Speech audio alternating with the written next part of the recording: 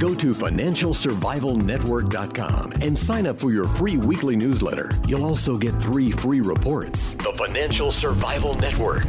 It's all about what's next.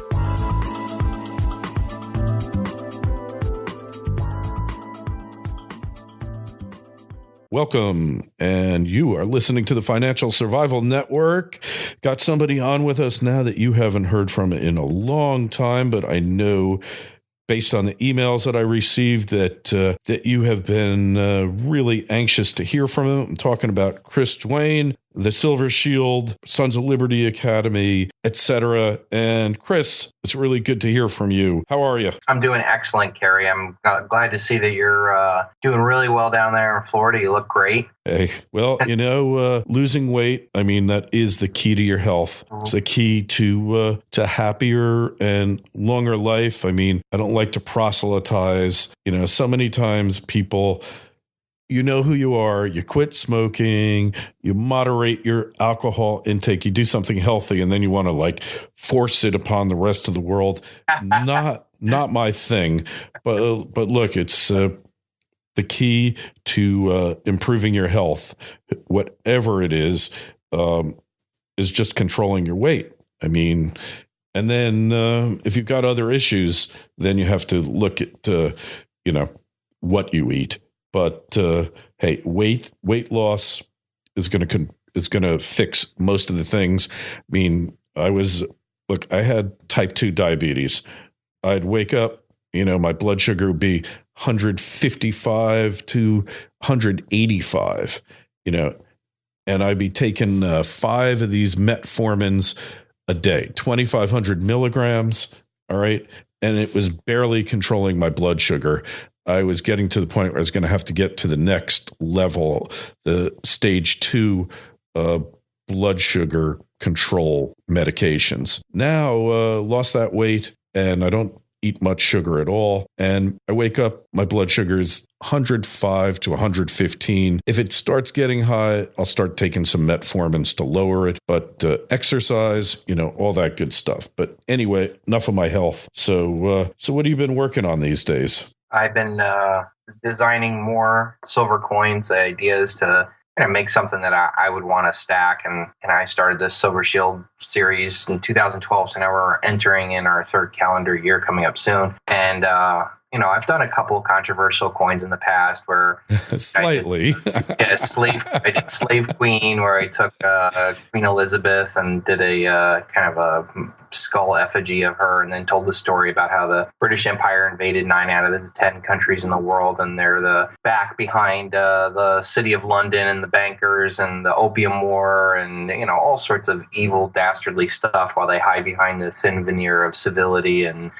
snootiness, while they high tea. Yeah, and high tea, while they break the backs of every other nation out there. But recently, I did another live person, and I did a coin called the 7 Sins of Obama. And he's only got 7. But you run out of. These are the big ones, and it's tough to fit even 7 into one little design of a 1 ounce coin. But I worked on that for quite a while, and I really was just thinking about, what role is Obama going to have in this? And the more I researched it, the more I thought about it. Like how Bush was, he's not an intellectual. He wasn't the power behind the throne. He was a sock puppet.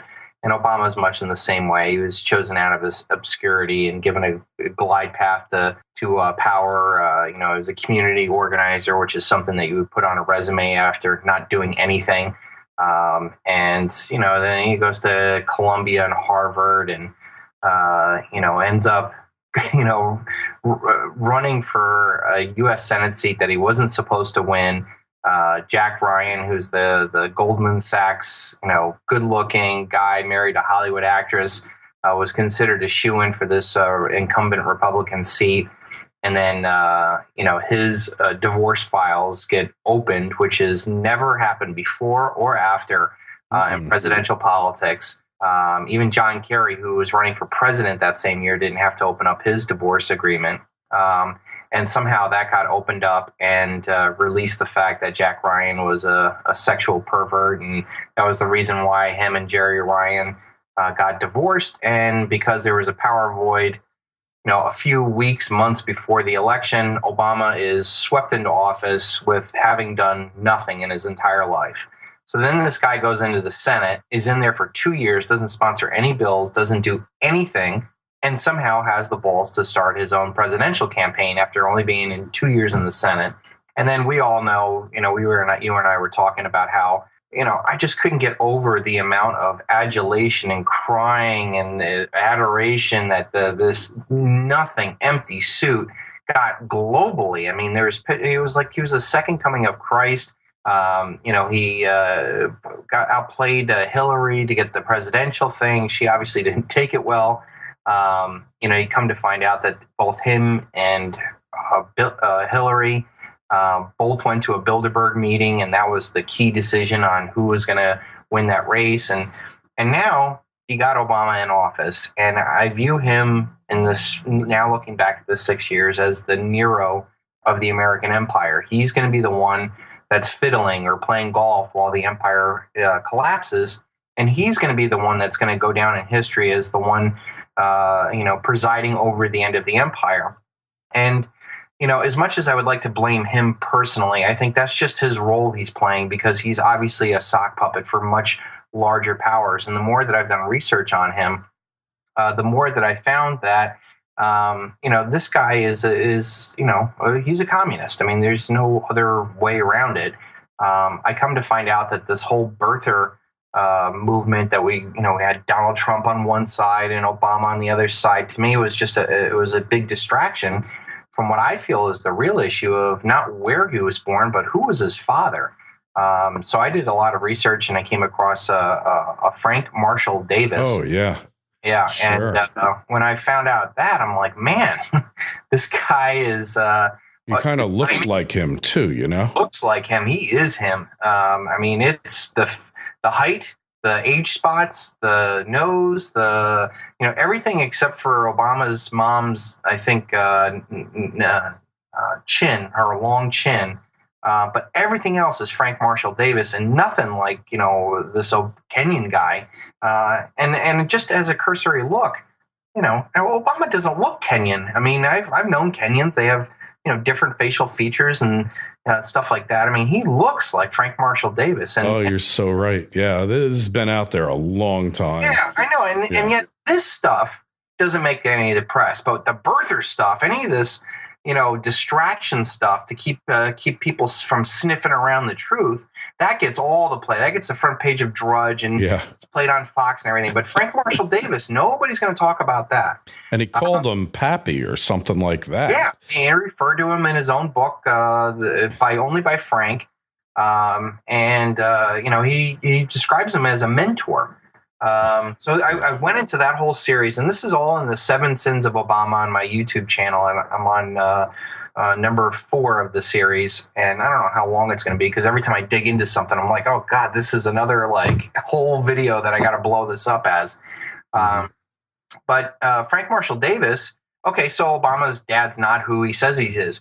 Well, it comes out that Frank Marshall Davis was an avowed, carded communist member in the United States, and that the FBI had been tracking this dude and had a page file on him. Huge okay, file. So now we got this guy who is an avowed communist. He writes anti-Christian poetry. He writes anti-Zion, anti-Jewish stuff, and he's really hardcore communist. Then that's one thing. Then we also have the suspicion that Ann Dunham's father works in the CIA, and that helps. And she did too. Yeah, she did also. She worked for USAID and the Ford Foundation as an economic anthropologist. Yeah, whatever that is. The world. Yeah, tell me that's not a cover for a CIA movie. Oh my God. So now you got the merger. And did she die when they said she did? I mean, we don't really know that she died. Yeah, the literal spawn of a fascist CIA operative and a communist guy. We literally have the spawn, this Obama character, coming out of this. And now this guy's in the presidency of the United States. He spent more money, put us into more debt than all the presidents combined before him. And on Friday, he's going to alter the face of American politics by allowing all these illegal immigrants to come in. And, and then I also researched his college years and found out that, he was friends of or admired Derek Bell, who's another communist who viewed that the only way that the civil rights movement was a complete sham, and that the only way to end racism was to completely overthrow the capitalistic system, because in this system, no matter how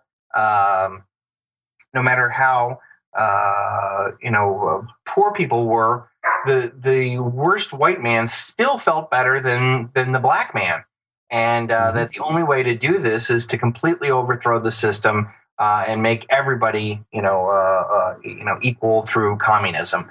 So I got a video of him interviewing or introducing Derek Bell, giving this open your hearts and mind to him. Well, this is the video that Andrew Breitbart announced at the CPAC conference in February of 2012, when he's like, I got the films that show that Obama's hope and change was founded on racial division and class warfare. I've got the films. We're going to vet him. We're going to show this guy, what hope and change is all about. And then 3 weeks later, this guy dies of a heart attack. Dead, right? Yeah, drops dead. Well, the videos are out. It is Derek Bell. Derek Bell is another communist, a Harvard professor communist. He does want to overthrow the American system. And here's another communist in Obama's life that's so close to him. Then I come to find out when he went to Columbia that he studied under since none of the class lists or the transcripts are released, but Cloward. So Cloward-Piven, right? Cloward-Piven strategy. And the whole plan there is to overload the capitalistic system by spending money and bringing on more people onto the welfare rolls, blowing up the bureaucracy, right, and destroying capitalism through socialism. And then from there, from the collapse of this capitalistic system, there would be a communist revolution, and they would have their workers for paradise on earth. And if you look at the policies that Obama's been doing with Obamacare, overloading the system, and now this illegal immigration, and then the trillions of dollars of debt he's taken on, and ruining our name overseas with all these wars and lies and all this other stuff, tell me he's not pushing this country towards crisis, because that's exactly what they want.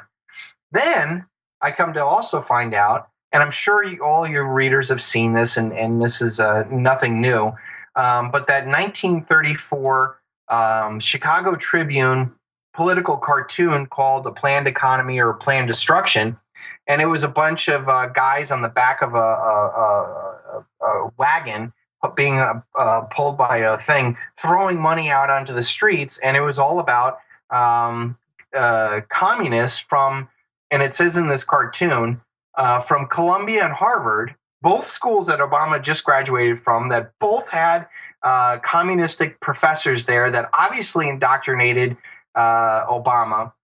And the cartoon goes on to say, depleting the resources of the soundest government on earth. And the Trotsky character in the bottom says, a plan for action for the United States. Spend, spend, spend under the guise of the recovery. Bust the government, blame the capitalists for the failure, junk the Constitution, and declare a dictatorship. If that's not exactly what's going on over the past 6 years and the next 2 years of this Obama administration, I don't know what is. And this is 80 years ago that this has been in motion. And they know this. All the communists, even Marx himself, said that the communists aren't going to outproduce or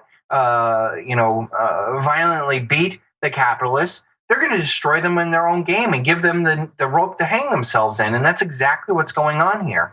So I think with all of this combined, and I have a lot more stuff in this series coming out, I think with all this combined, we're now entering the final 2 years of Obama's administration.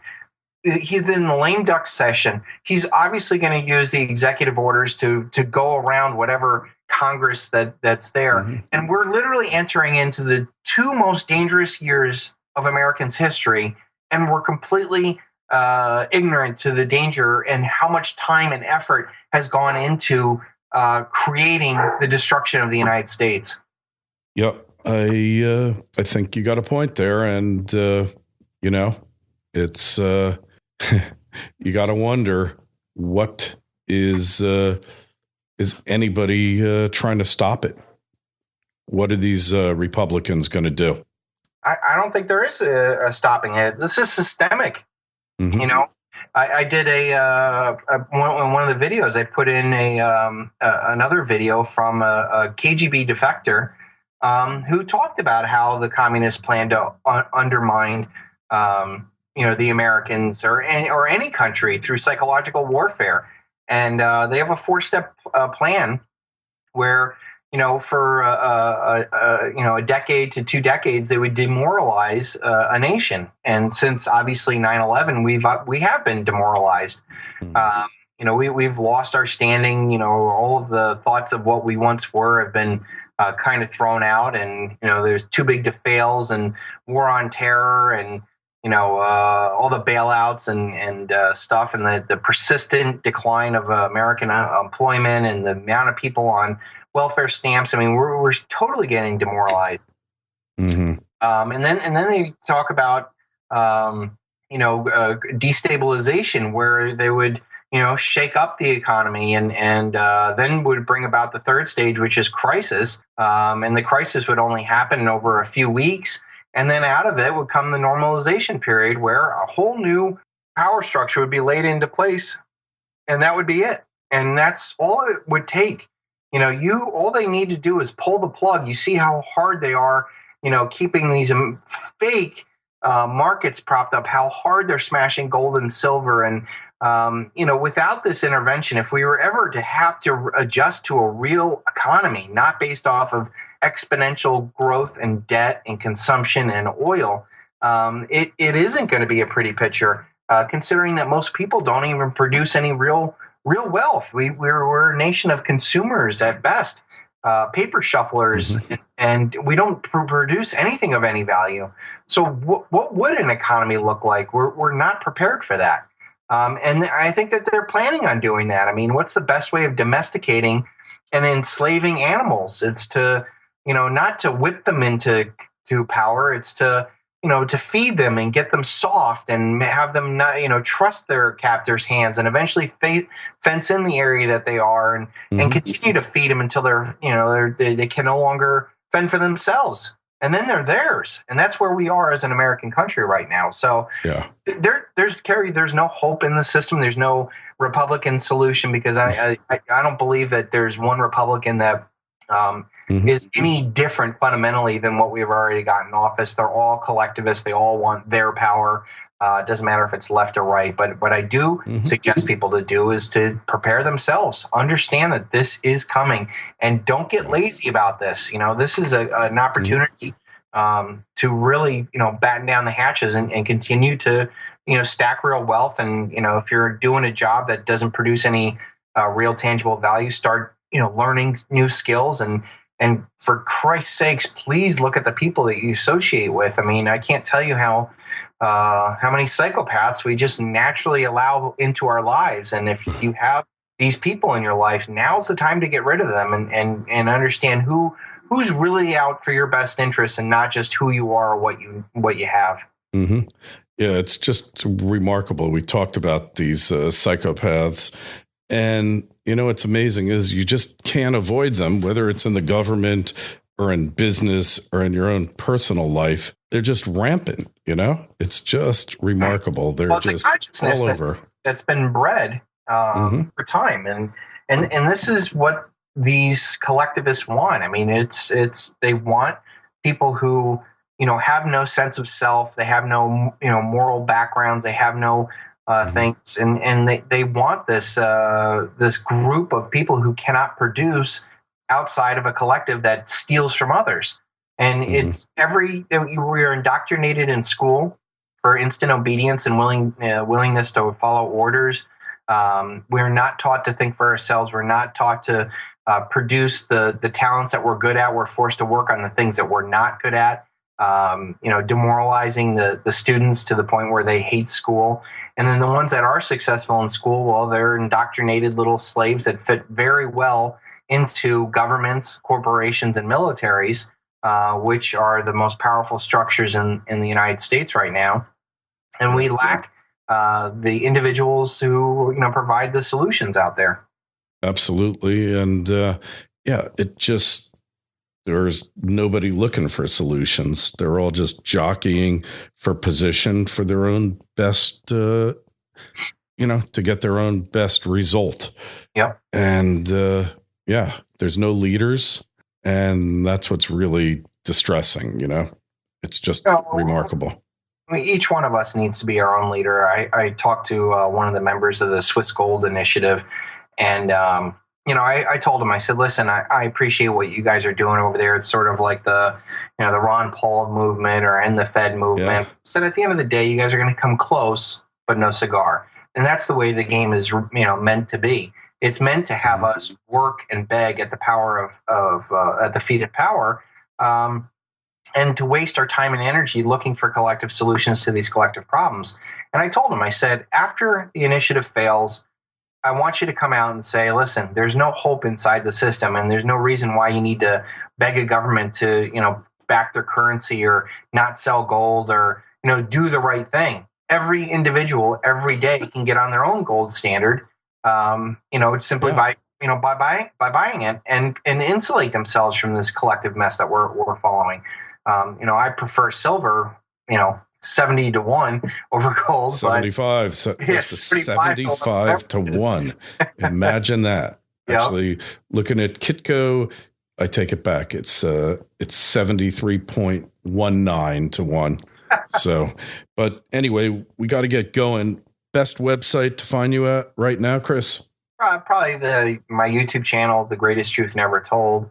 I also have the Silver Shield collection, where I have all these cool designs like the 7 Sins of Obama. I also did Never Trust Government, that shows how the Indians got totally destroyed by our government, in a very powerful visual design. And then we also just released our Christmas coin of the year too. Hey, well, Christmas coin, we've got to check that one out. I got to buy up some of these. I haven't bought some in a while. Oh, I got a lot of stuff for you there. Oh, man. Okay. Can you put together a collection of these coins, perchance? Yeah, just go to any of the dealers. They'll yeah. Cool. So we will do that, and find the links, as always, in the show notes to this interview on financialsurvivalnetwork.com. Been too long, Chris. We will talk with you again soon. Sounds great, Kerry. Take care. FSN Radio. It's all about what's next. Every week the show is growing. Would you like to be a part of it? Then go to clubfsn.com and help support us with $1, $2, $5, or $10 a month and get a host of premium content with newsletters dropped into your mailbox, free books, private audio clips, webinars, and much more. Then join clubfsn.com. If you want to get ahead of the trend and ensure your family's financial security before it's too late, go to clubfsn.com and sign up. FSN Radio. It's all about what's next. Go to financialsurvivalnetwork.com and sign up for your free weekly newsletter. You'll also get 3 free reports. The Financial Survival Network. It's all about what's next.